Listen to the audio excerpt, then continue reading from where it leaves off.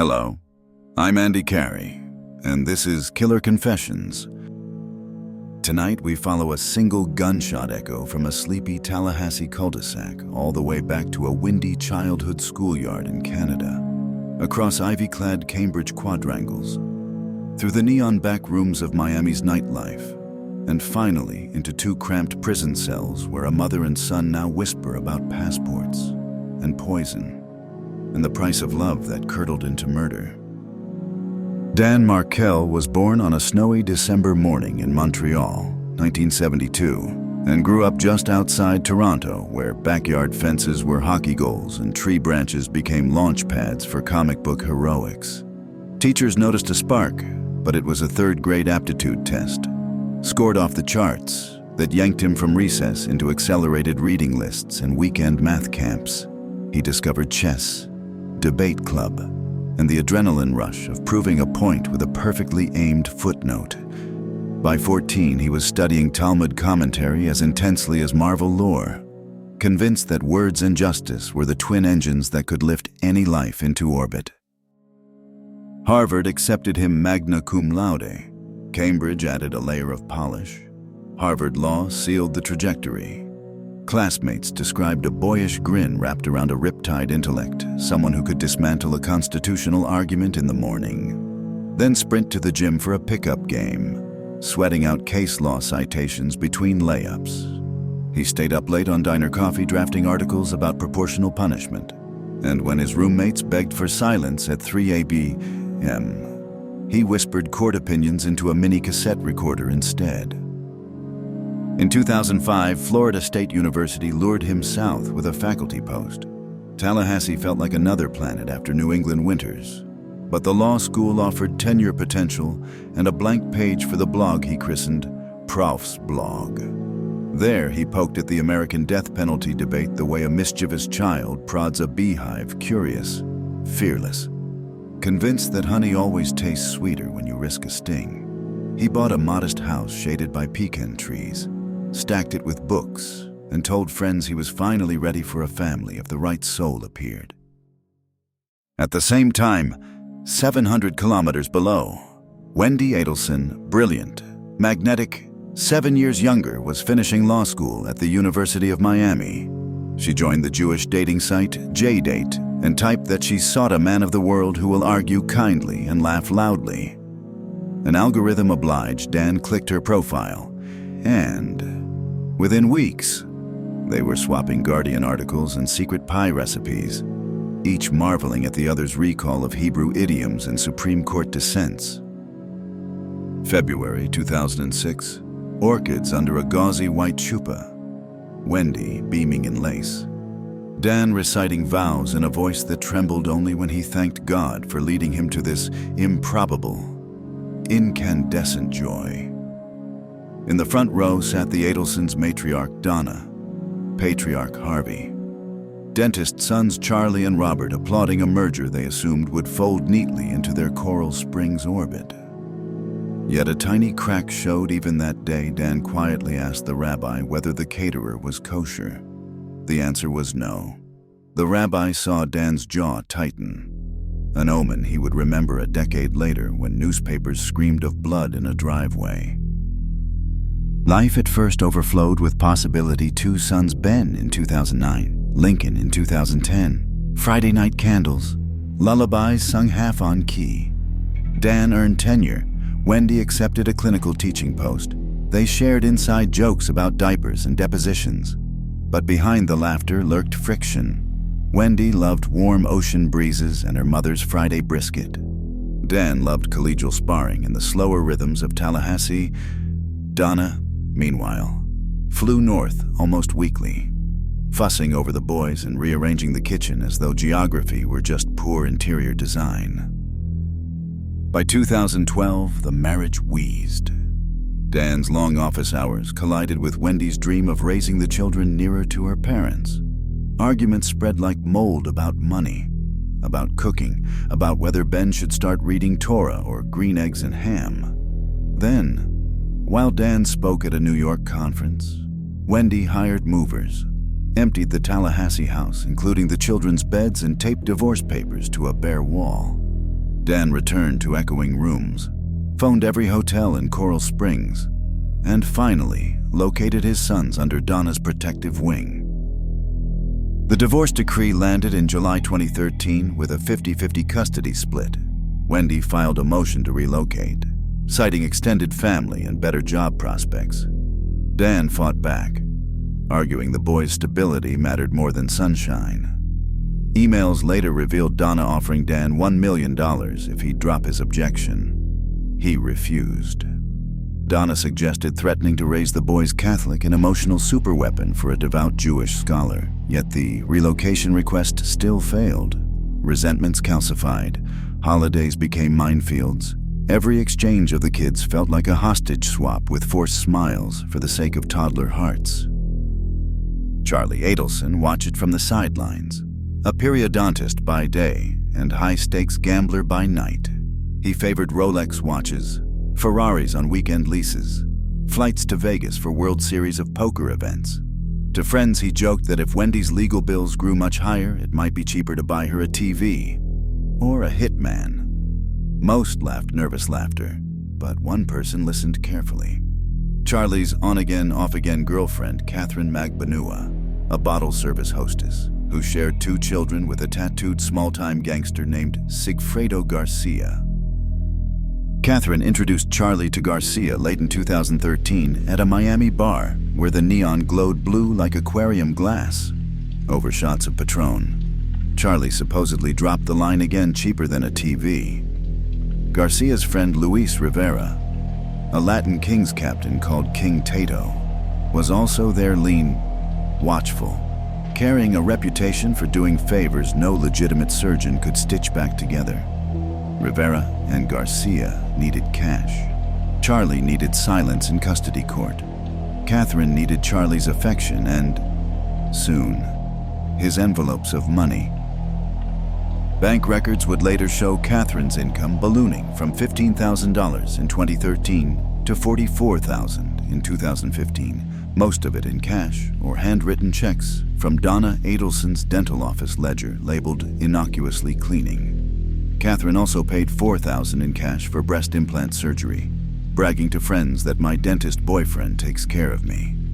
The same friends noticed Charlie was suddenly paying Catherine's rent, her phone, even her mother's utilities. But no one asked too many questions in a city where luxury often has muddy footprints. Jeff Lacasse, a fellow professor who dated Wendy for a few months in 2014, heard the secret more bluntly. Wendy confided that Charlie had looked into hiring someone if the custody battle kept bleeding money, 15 to 50 grand. She said ominously, as though quoting a menu. Jeff felt his stomach flip. He thought it dark gallows humor, until 5 days before Dan was killed, when Wendy quizzed him about whether his silver Nissan might be driving near Dan's neighborhood on July 18th. He found the question odd, changed his plans, and later wondered if he'd been positioned as a decoy on a chessboard he never knew existed. Friday, July 18th, 2014, 8:00 a.m. A rented silver Prius idled in a parking lot outside Dan's jazzercise gym. Inside the hybrid sat Garcia, fingers drumming the wheel, and Rivera, checking texts from Catherine. Dan emerged, wiped sweat from his brow, strapped his duffel in the passenger seat, and drove toward daycare, oblivious to the silent tale. For 2 hours, the Prius shadowed him through stoplights and grocery store lots, each ping forwarded from Rivera to Catherine to Charlie and, prosecutors believe, onward to Donna, who was already scheduling a celebratory lunch. Dan finally turned onto Trescott Drive at 10:58 a.m., still chatting on Bluetooth with a colleague about an upcoming book draft. The Prius darted ahead and stopped across his driveway, boxing him in. Dan muttered, "There's someone in my drive." A door slammed.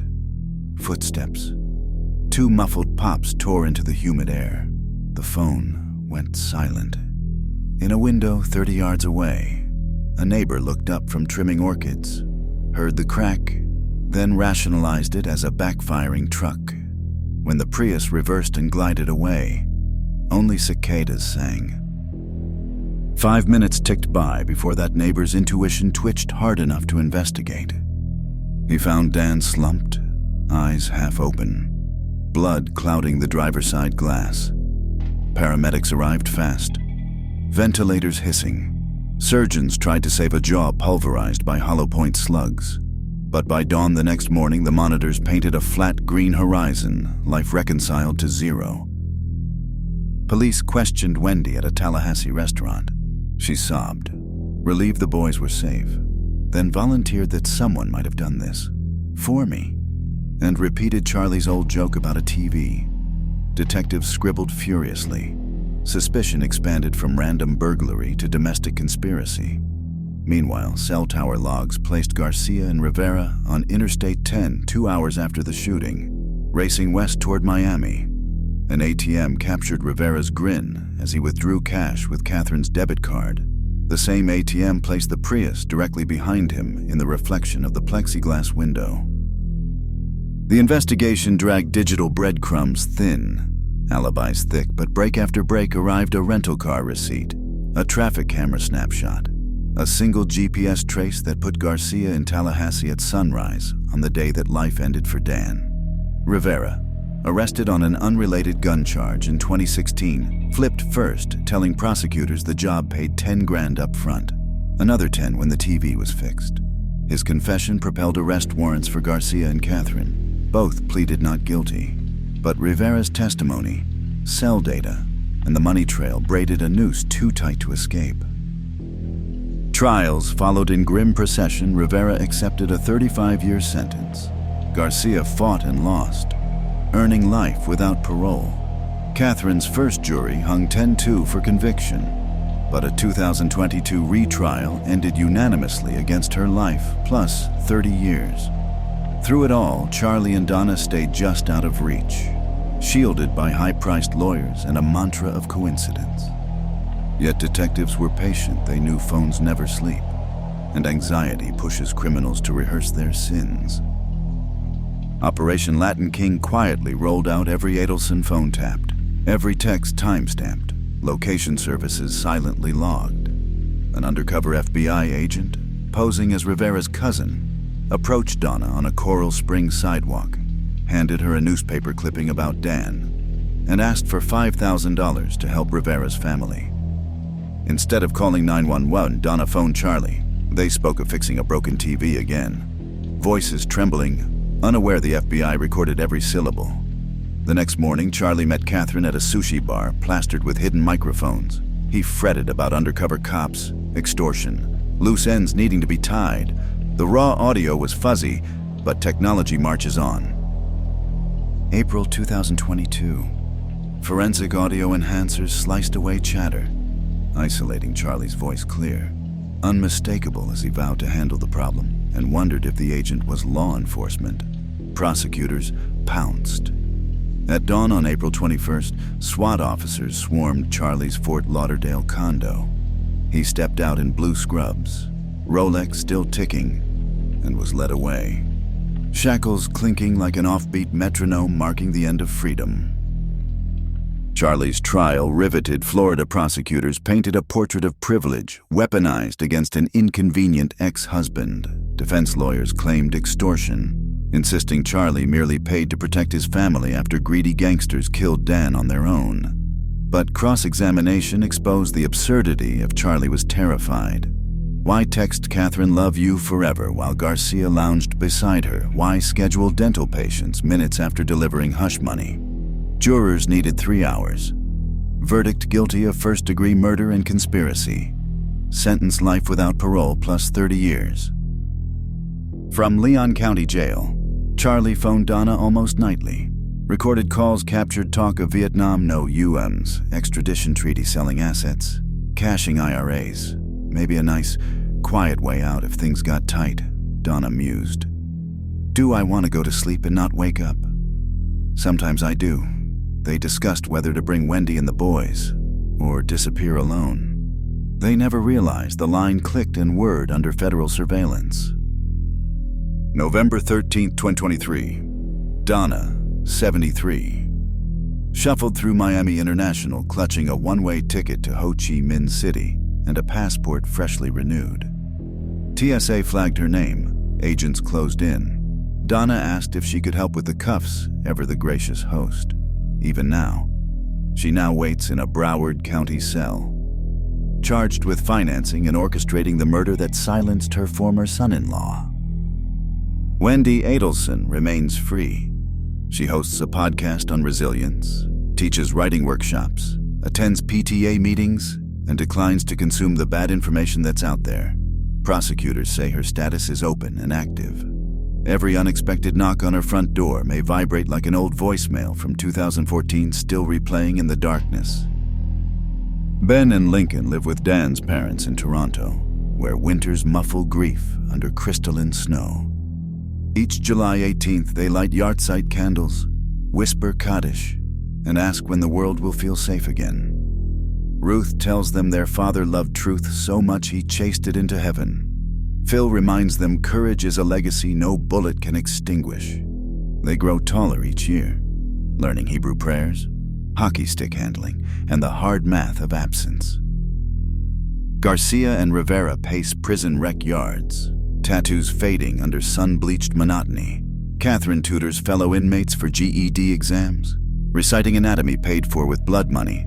Charlie files appeals, insists on new counsel, and dreams of beaches he will never visit. Donna stares at cinder block walls painted institutional beige, replaying every phone beep she ignored back when she thought loyalty was a synonym for obedience. Tallahassee neighbors still freeze when a hybrid car hums too quietly past pecan trees. They remember tempered glass exploding and the sick realization that danger sometimes pulls into driveways at lunchtime. Law school ethics classes study State v. Adelson to illustrate how digital breadcrumbs outlive human lies. Family court judges cite the case when parents weaponize relocation as leverage. And somewhere inside the clutter of Wendy's living room, a Lego minifigure sits on a coffee table, its plastic smile cracked from too many falls. She wonders if innocence, once shattered, can be rebuilt piece by tiny piece when one parent is gone forever and the other hovers in a cloud of suspicion. Dan Markel asked for half of his children's weekends, half of their birthdays, half of their goodnight hugs. Someone decided that compromise cost $15,000 and required 2 bullets through an open car window. A mother helped count the cash. A sister may have set the stage. A brother swung the levers. 2 hitmen did the dirty work. And a nation watched the justice system crawl slow but relentless toward the truth. So, does Charlie's life sentence feel like balance? Should Donna end her days behind razor wire? Will prosecutors ever weave a net tight enough to snag Wendy? You, dear listeners, will decide how this story resonates inside your own sense of fairness. Let outrage become warning. Let memory become a shield. I'm Andy Carey, and this was Killer Confessions. Stay vigilant, trust your instincts, and remember, behind every picture-perfect family portrait, there could be a receipt for murder folded neatly between the silverware and the smiles.